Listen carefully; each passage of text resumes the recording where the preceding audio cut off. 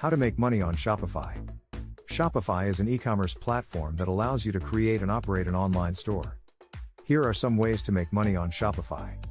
Sell products. You can sell physical or digital products on Shopify, either by creating and selling your own products or by dropshipping products from other suppliers.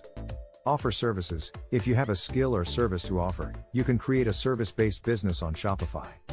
For example, you could offer consulting services, web design services, or writing services.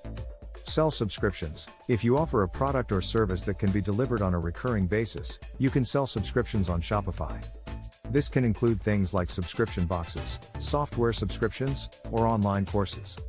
Monetize your blog. If you have a blog or website, you can use Shopify to sell products related to your content. For example, if you have a food blog, you could sell kitchen gadgets or cooking utensils.